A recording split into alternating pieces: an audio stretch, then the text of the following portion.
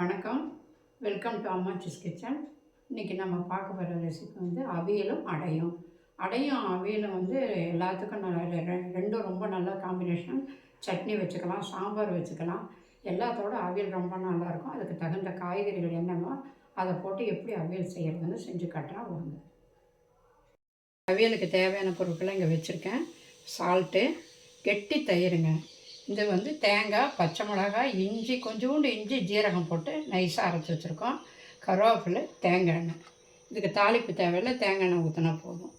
அடுத்தது காய்கறி வந்து மேரக்காய் இல்லைன்னா சவுச்சவும்பாங்க, அந்த காய், கேரட், இது ரெண்டையும் சேர்த்து இன்றைக்கி அவியல் பண்ண போகிறோம். பாருங்கள் எப்படி பண்ணுறேன். அவியலுக்கு தேவையான கடாயை வச்சு அடுப்பில் வச்சிடலாம். இப்போ கேரட்டும் மேரக்காவும் நல்லா சீவி பொடியாக நறுக்கி வச்சுருக்கோம். அதை தண்ணியில் கொஞ்சம் போட்டு கொஞ்சமாக தண்ணி ஊற்றி வேக விடணும். நிறைய தண்ணி ஊற்றிடாதீங்க, கொஞ்சமாக போடணும். ஏன்னா தயிர், தேங்காய் தண்ணி எல்லாம் சேரும்போது அதிகமாகிடும், ஜாக்கிரதையாக வேணும்.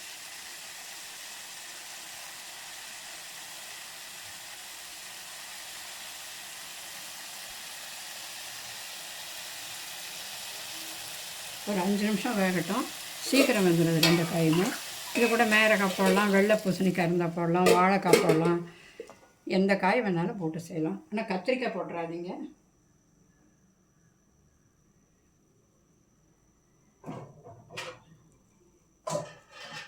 அடுத்தது அது வெந்துட்டுருக்கட்டும். இது கொஞ்ச நேரம் வேகட்டும்னு சொல்லிடுங்க. இது கொஞ்சம் ஒரு 5 நிமிஷம் வேகட்டும். வெந்து கையில் நசுக்கி பார்த்தோன்னா 3/4 பதம் வந்துருந்தால் போதும். அதுக்கப்புறம் நம்ம என்னென்ன சேர்த்தணுமோ அதில் காட்டுறேன்.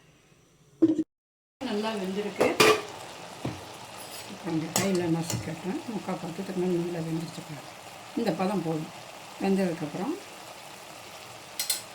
நான் அரைச்சி வச்சுருக்கேன் இந்த தேங்காய், ஜீரகம், துளிவுண்டு மஞ்சள், இஞ்சி, பச்சை மிளகாய்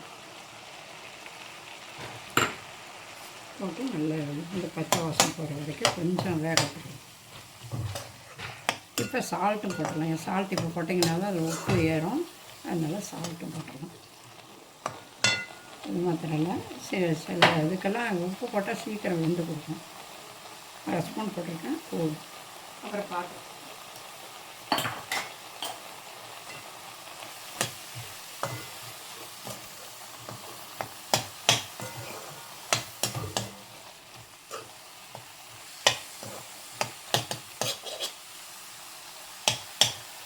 ஏன் அப்படி நடுவில் பண்ணுறேன் அப்படின்னாக்கா, தண்ணி மட்டும் இதில் வரும், மேலெல்லாம் காயெல்லாம் அடி பிடிக்காது. இது ஒரு நம்ம கண்டுபிடிச்சி நாமளே செஞ்சுக்க வேண்டியது தான். ஏன்னா அப்படியே வச்சோன்னா தண்ணியோடு தண்ணி இல்லாமல் இருக்கிற இடம் அடி பிடிக்கும், இது அடி பிடிக்காது.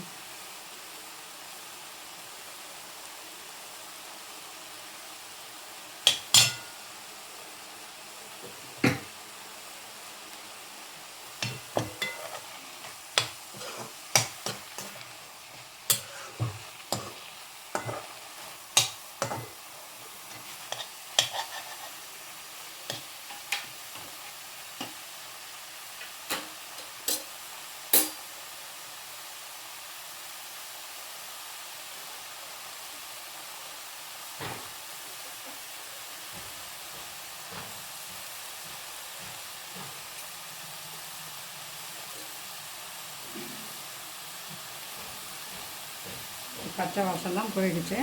இப்போ அடுத்தது வந்து நம்ம தயிர் இதில் ஆட் பண்ணோம். கெட்டி தயிர் போடணும்.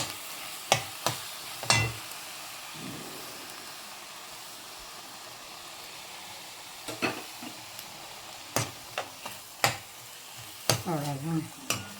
இது கெட்டியாக இருந்தால் தொட்டுட்டு சாப்பிட்றதுக்கு நல்லாயிருக்கும். தயிர் எவ்வளோ போட்டிருக்கீங்கன்னு சொன்னீங்களா? தயிர் ஒரு பாக்கெட் போட்டுங்க. உங்கள் ருசிக்கு தகுந்த மாதிரி 200 சொல்லுங்கள். 200 கிராம் தயிர் போட்டிருக்கேன்.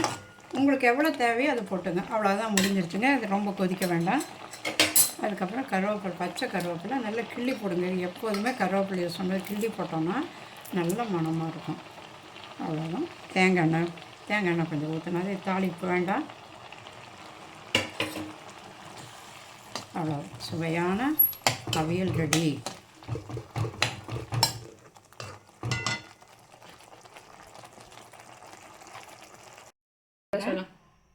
இப்போ சொல்லுங்கள். அடை எப்படி செய்கிறதுன்னு சொல்கிறேன். புழுங்கல் அரிசி 1 டம்ளருங்க, பச்சரிசி சும்மா கைக்கு தின்னணும் ஒரு அரை பொடி பிடிச்ச பொடி போடுங்க. ஏன்னா இந்த குறகுறப்பு இருந்தால் நல்லா ரோஸ்ட் மாதிரி நல்லா வரும். அதுக்கப்புறம் அரிசி உளுந்து, துவரம்பருப்பு, கடலைப்பருப்பு எல்லாம் ஒரு பொடி போட்டு தனியாக ஊற வச்சுருங்க.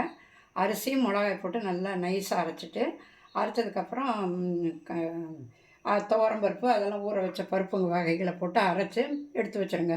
ரொம்ப பிடிக்கக்கூடாது. அதனால் ராத்திரியில் அரைச்சி உள்ளே கொஞ்சம் நேரம் வெளியே வச்சு ஃப்ரிட்ஜில் எடுத்து வச்சுருங்க. காலையில் எழுந்திரிச்சு இந்த மாதிரி உப்பு போட்டு கலக்கிங்க.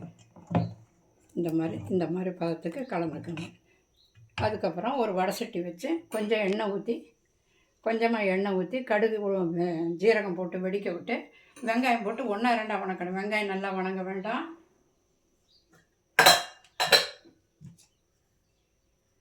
இந்த பதத்துக்கு 3/4 பதம் இருந்தால் போதுங்க. வெங்காயம் ரொம்ப நைஸாக வணங்க வேண்டாம். போட்டு உப்பு போட்டு கலக்கி. வெங்காயம் என்னென்ன போட்டிருக்கீங்க சார்? வெங்காயம், கருவேப்பிலை அது சொல்லிட்டேன். கடுகு, ஜீரகம்.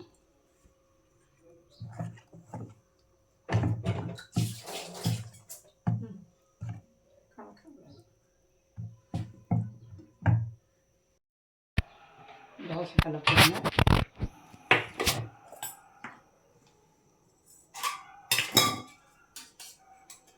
தோசைக்கல் காயட்டும்.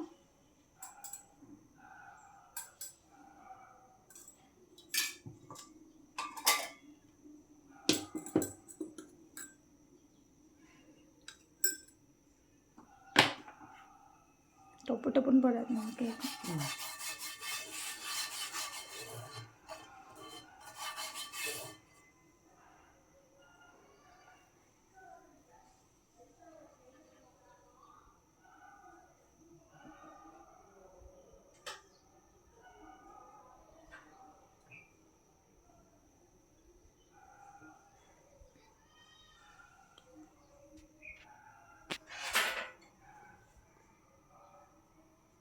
காய்ச்சி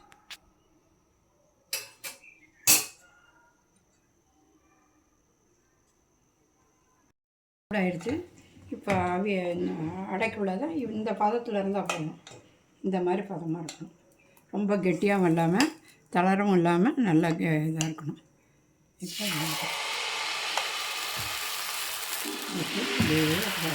போதும். எப்படி இருக்கணும்? அது அடை போடுறது வந்து திக்காக இருக்கணும். அப்படி இருக்கணும். அடை வந்து கொஞ்சம் தண்ணியாக இருக்கணும். அதே நேரம் வந்து ரொம்ப திக்காகவும் இருக்கக்கூடாது. இதில் இந்த மாதிரி இது பண்ணி வச்சுட்டோன்னா, ஓட்டை மாதிரி போட்டு வச்சுட்டோன்னா, அந்த இடங்களில் எண்ணெய் ஊற்றுனீங்கன்னா போதும். சுற்றி ஊற்றணுன்னு அவசியம் இல்லை. வச்சு மூடி வைக்கணும். இப்போ பாருங்கள், நல்ல அழகான அருமையான அடை ரெடி ஆகிடுச்சு. சுவையான அடை. அதை விட டேஸ்ட்டாக இருக்கும் இந்த அவியல்.